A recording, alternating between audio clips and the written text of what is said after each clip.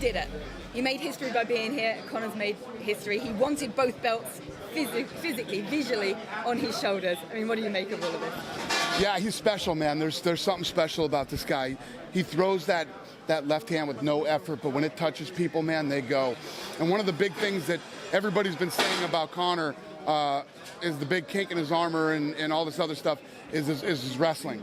You know, like if he goes in there with a real wrestler, well, he went in there with a real wrestler tonight, a weight class above, and stopped every takedown. Consecutively, you know, caught him with that left hand and dropped him. The kid is special. There's so many options now for Conor. Even speaking to John Kavanagh, he said, you know, he's like a kid in a candy store with all the options available to him. We've got welterweight, we've got maybe Tyron Woodley, we've got trilogy with Nate Diaz, Khabib Nurmagomedov. It goes on and on. But what do you think? What do you think he's going to do? We haven't heard this announcement yet, but what do you think? Yeah, it's exciting. It's fun. All the different options Conor has.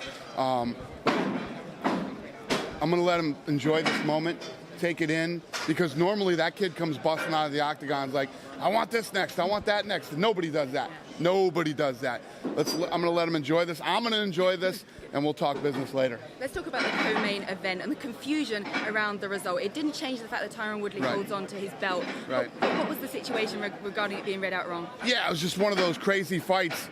You know, such a good fight, so close. I had it even going into the last round. But I'm not a judge, so who gives a shit what I think? So they went in, and I think that they wanted to make sure the math was right, and they had the right score. So does that mean a rematch is the most likely outcome? Makes all the sense in the world. Great fight. Who wouldn't want to see that rematch again? It was a draw. So, yeah. We spoke to both Damian Maia and Khabib. They both want their shots. They're both lobbying. Yep. Yeah. Khabib also said that he didn't think McGregor would want any piece of him. And you know what? Watching him fight tonight, I thought he was, outside of McGregor, the story of the night. So Khabib, in between rounds, he was sitting down screaming at me, give me that belt. Now you know I'm the best. I'm like, how about you finish this fight first and then we'll talk. Every round screaming at me after the fight. So I got a feeling if he doesn't get a title shot, I'm going to get my ass kicked. So I'll talk to him and we'll figure it out. He was talking to us. What was the situation involving the bout agreements that were sent to Khabib? Was he ever in the running to headline this card? And because he believes they weren't real offers. They were real offers. Of course they're real offers. I wouldn't send them to him for nothing. And there was no negotiating. Listen, Conor wanted this fight. Conor wanted to fight him. The fight made sense. Conor wanted to fight in New York. And that's how it all went down. Are you surprised by Miesha Tate's announcement, or you saw this coming? Yes. No, I didn't see it coming. You know, I didn't think she was considering retirement. But if it even crosses your mind in this sport, it's not a bad idea. And I love Miesha. She's an awesome person. She's given a lot to this sport. One of the most durable, tough, not women, athletes I've ever met. So much. You think maybe one day UFC can beat the Super Bowl?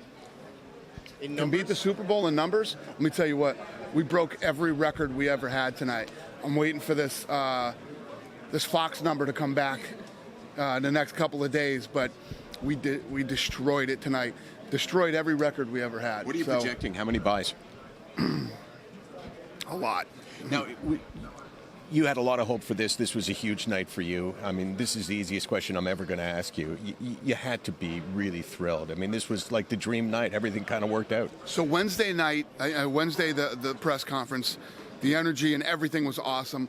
The weigh-ins were amazing. I mean, to look out on that stage and see those people there, it was incredible. And tonight, I told the fighters yesterday after the weigh-ins, I said, I'm done. My job here is done. I've done everything that I can do for this thing. It's all up to you now. And they went in and delivered. It couldn't have been a more perfect experience. New York City and Madison Square Garden were everything I ever dreamed it would be.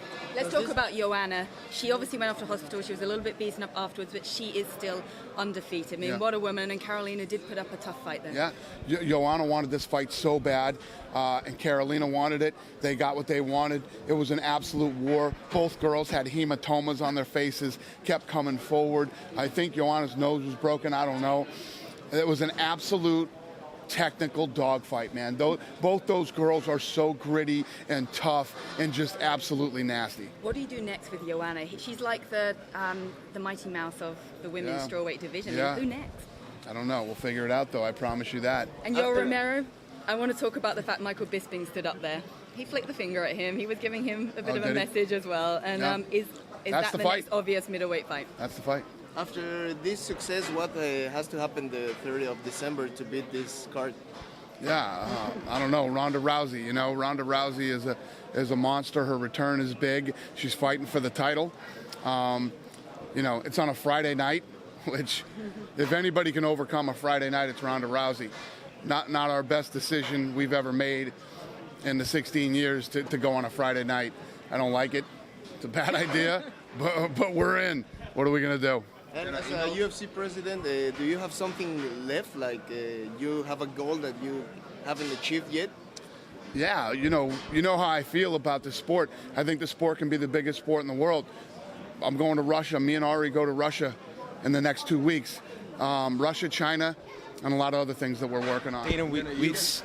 You've seen many smarter fighters in all these years. Which one you compare to Conor McGregor? He's the smartest fighter ever or not? Who can you compare to Conor McGregor? Listen, on so many different levels, this guy's special. Listen, all the athletes I deal with, when they get to that level, there's so much money and there's so much on the line. This kid puts all the chips on the table every time. Doesn't care. Fights fall out, takes fights. Week, 10 days, 4 days. He doesn't care. I've never dealt with an athlete like this in my life. Where do you rank him in terms of all the athletes in the world? Where do you put him? All the athletes in the world? Yeah, when you talk about the world stage, where is he? Listen, Odell Beckham Jr. is standing back here and waiting to meet him. You know what I mean? All these celebrities are here waiting. They're all lined up back there. Celebrities waiting to meet him.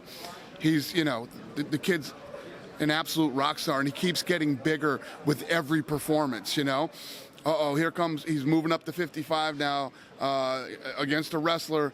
He doesn't get taken down once. List goes on and on. I mean, the kid is super special. I know people love to hate on him, but even the haters have to respect it now. And the kid is different. He's special. He's like nothing I've ever seen before. With the announcement. Ali, Pelé, Jordan, or any other athlete in the history? I think he's too young to start laying all that stuff out. Let's see what happens through the rest of his career. But man, he's on his way. He's right there. Thanks, man.